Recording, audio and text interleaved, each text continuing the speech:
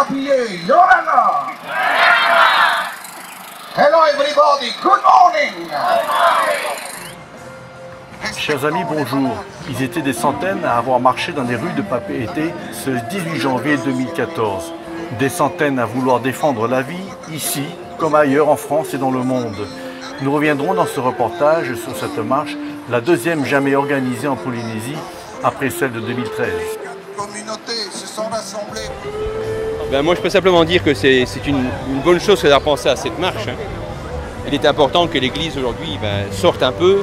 Il y a les processions qui sont mises en place, c'est vrai, des processions comme au 15 août, comme on en a fait au Sacré-Cœur d'Arouet par exemple. Mais pour une telle raison qui est celle de la défense de la vie, du respect de la dignité de chacun, je pense qu'il est aussi important que l'Église sorte, manifeste librement, dans la paix et dans la joie, dans un bon climat comme aujourd'hui, afin que on se rappelle et on puisse faire rappeler aux hommes et aux femmes que, parce que nous sommes catholiques, nous sommes chrétiens, que Dieu nous a créés à son image et à sa ressemblance. Dieu nous a donné la vie, nous a transmis la vie. Rappelez-vous Genèse, croissez et multiplier, nous devons donner la vie, faire naître la vie, sauvegarder la vie, promouvoir la vie. Et donc aujourd'hui la vie est menacée de ci, de là. On parle en métropole davantage d'euthanasie, tous les problèmes liés à l'avortement, à la bioéthique. On fait tout parfois et n'importe quoi de la vie et donc nous devons peut-être par cette marche simplement rappeler que la vie est importante, que notre vie a du prix aux yeux de Dieu, que la vie de l'autre est aussi importante et que nous devons respecter la vie des autres, la vie de l'autre, assurer que dans l'autre, il y a cette vie qui a été donnée par Dieu. Même si nous sommes nés de nos parents, c'est vrai, mais la vie continue et est engendrée de parent en parent, mais elle nous vient à l'origine de Dieu. Donc de l'importance de manifester, de dire simplement, voilà. Alors, on ne sait pas l'impact que ça aura. Il y a des gens qui nous regardent, des gens qui nous prennent en photo. Peut-être que ça n'aura aucun impact, mais bon, ça aura au moins permis une chose, c'est qu'on se retrouve ensemble, entre catholiques, entre chrétiens, de prier ensemble, de dire ensemble notre désir de faire que la vie aujourd'hui soit respectée. Peut-être que ceux qui gouvernent les pays, notre pays, ou peut-être ceux qui aujourd'hui sont responsables de la vie, peut-être qu'ils vont y réfléchir par deux fois en entendant ces messages, en nous voyant peut-être marcher ou en ayant appris que nous avons marché. Donc voilà, l'important c'est que nous ayons manifesté un peu notre désir de défendre la vie, de faire respecter la vie. Je pense que c'est une réussite, vu le nombre qu'on est, nous entendre qui nous entendra, nous écoute qui veut bien nous écouter, mais on aura au moins le mérite d'avoir marché en communion avec ceux qui, ailleurs, peut-être en métropole. Le pape aussi, je pense, est en train de mettre quelque chose en place aujourd'hui. À Rome, il va aller rencontrer des réfugiés qui sont à côté de la gare de Rome, afin de rappeler aussi au monde que la vie de l'autre, de l'étranger, est aussi à respecter et qu'on ne peut pas les mettre dans des lieux un peu sur le côté, un peu exclure de... Bien sûr, ils viennent chez nous, c'est vrai, mais je veux dire qu'il faut aussi les respecter. Il y a un respect dû à l'étranger, à l'immigré. Ça, c'est tout à fait dans ce que Dieu nous demande.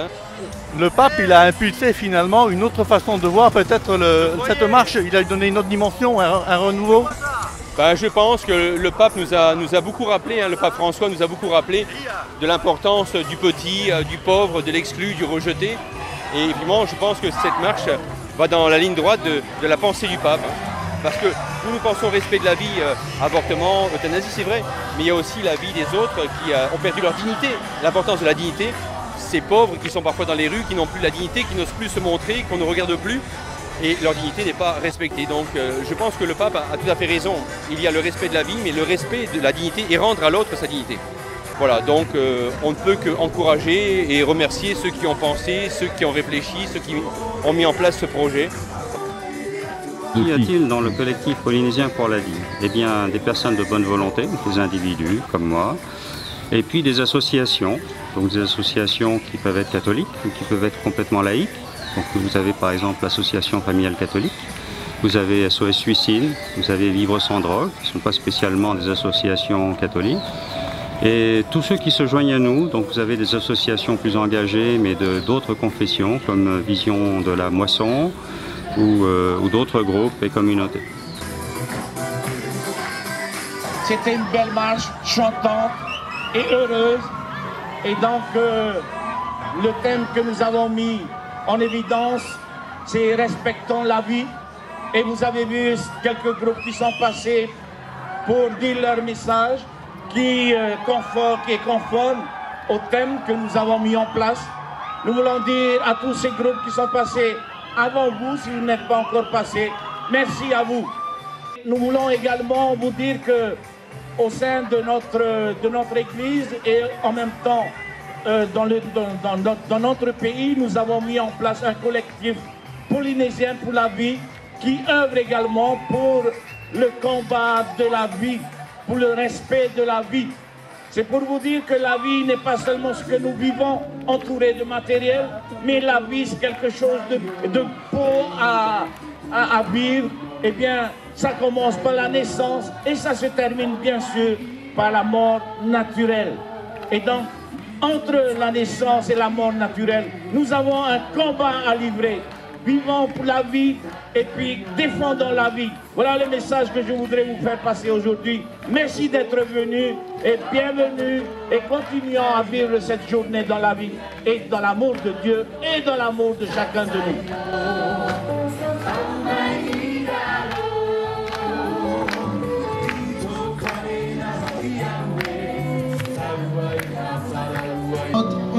Il n'y a pas eu que des enseignements au cours de cette journée puisque les groupes se sont succédés pour illustrer soit par un chant, soit par un sketch, un thème lié au respect de la vie. Nous vous proposons quelques extraits de cette animation aux couleurs de la vie. Notre compréhension et notre attention, en veillant à ne pas les rejeter, ni les insulter en acte, aux heures difficiles. Respectons nos parents,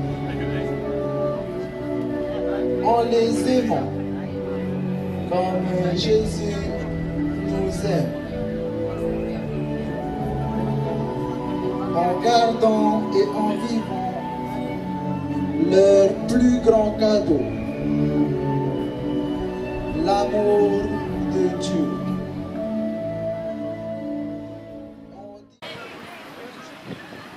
Quand vous reveniez de l'école, ah là là, grand-mère, c'était fou, mais tu étais toujours là pour nous préparer notre goûter.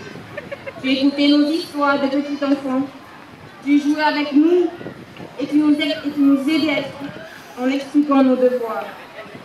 C'était fou, mamie, très très fou, mais tu nous apprenais aussi nos leçons. Merci, mamie.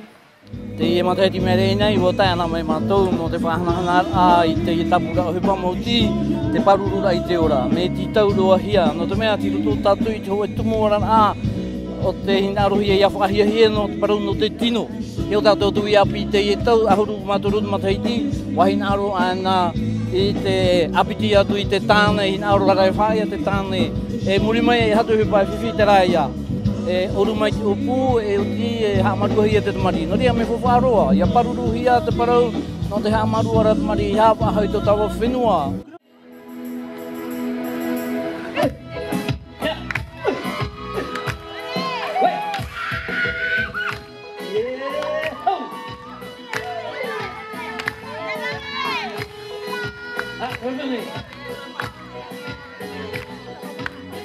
allez on tape dans les mains.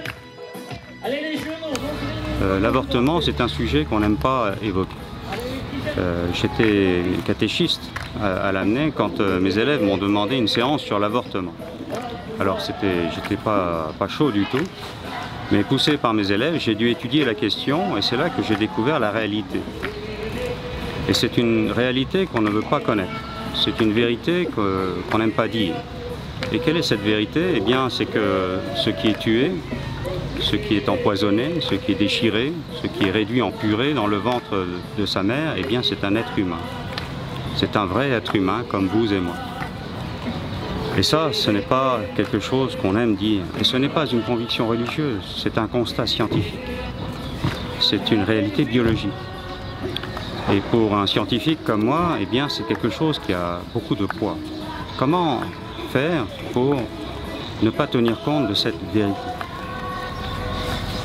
Et donc peu de temps après, mon épouse a mis au monde un enfant.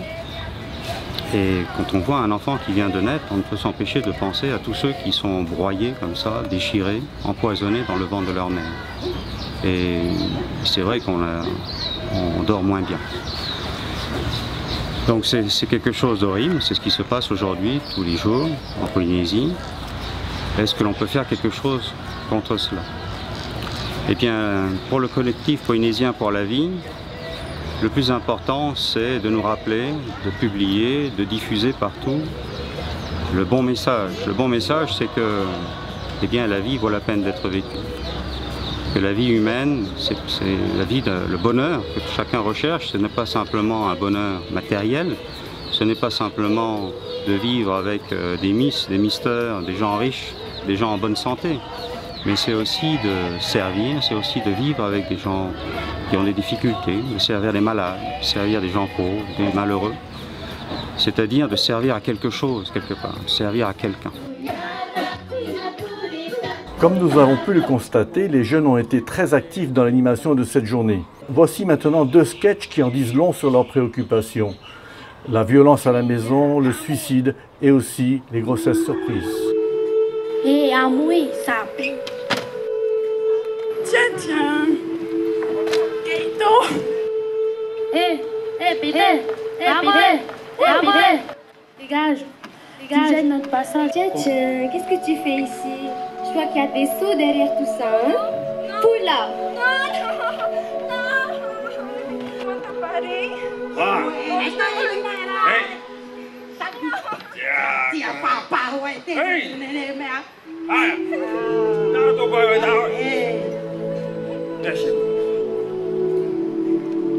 Voilà, va dans la chambre.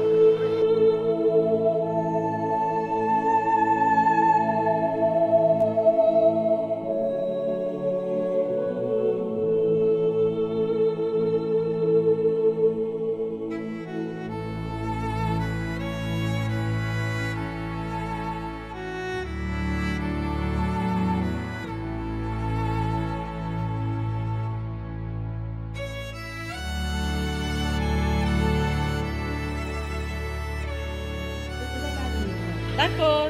Donc les résultats sont là devant moi, donc je peux te confirmer que tu es enceinte. C'est vrai? Oui, tu es enceinte, Andrea.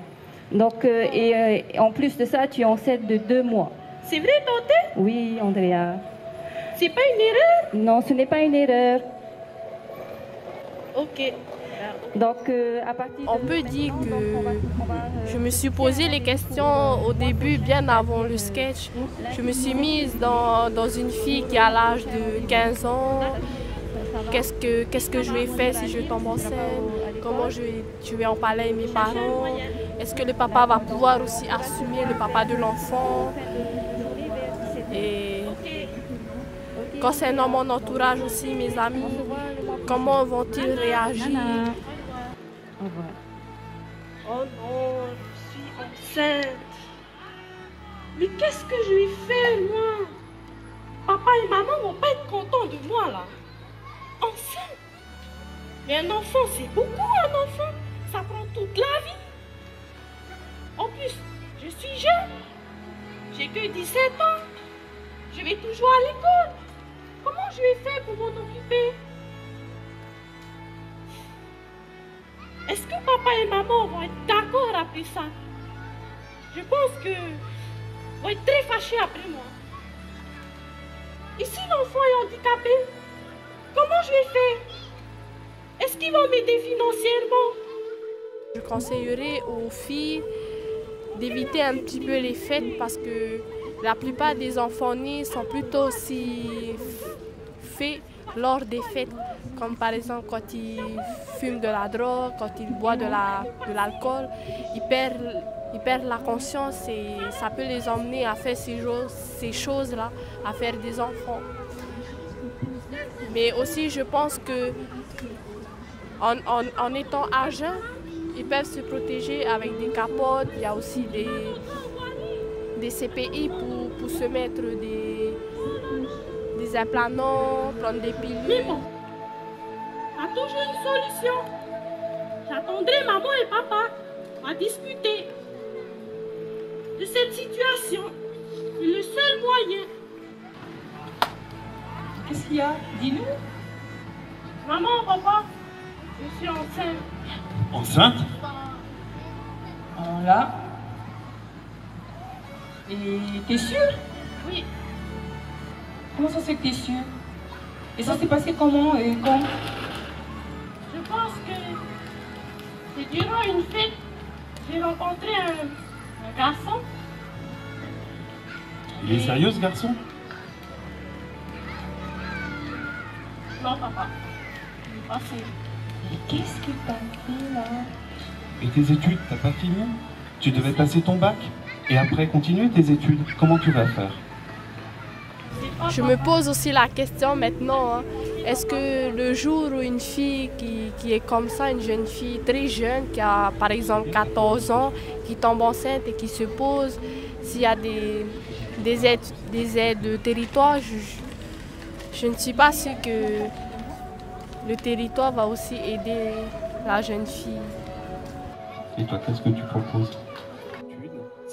Je pense qu'avorter, c'est un grand fardeau, c'est pas bien, c'est comme si tu es en train de tuer une personne qui est de ton propre sang et que toi-même tu l'as créé.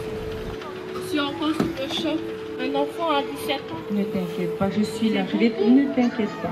La vie, faut l'aimer, faut l'éduquer. Ne t'inquiète pas, je serai là. Je me suis bien occupée de toi, ne t'inquiète pas, je vais t'aider. Comme en métropole, l'Église catholique s'est fortement mobilisée pour soutenir cette journée pour la vie.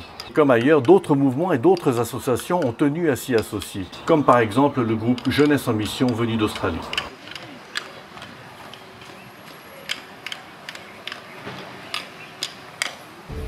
Et le respect de la vie, ce thème-là, c'est un thème qui vous parle? Ah, bien sûr, c'est Dieu qui a créé la vie et on doit respecter la vie parce que c'est saint, hein? Parce que c'est un don de Dieu. Et aussi, on doit respecter la vie unique dans chaque peuple. Chaque culture a un don spécial et on veut célébrer la culture et la vie polynésienne et la vie d'Afrique et Amérique, toutes les différentes cultures.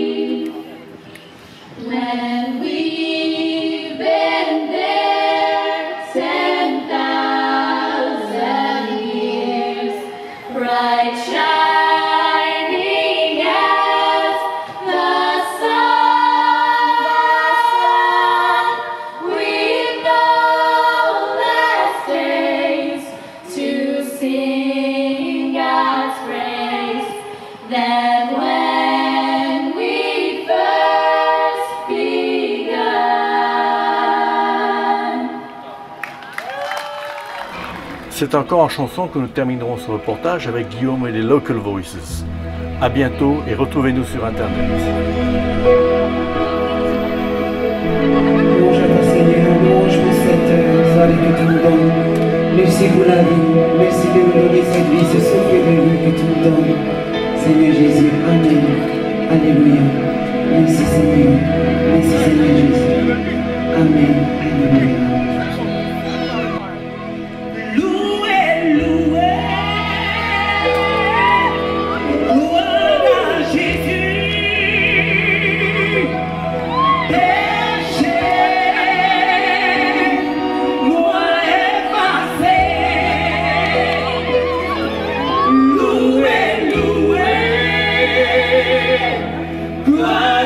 Jésus,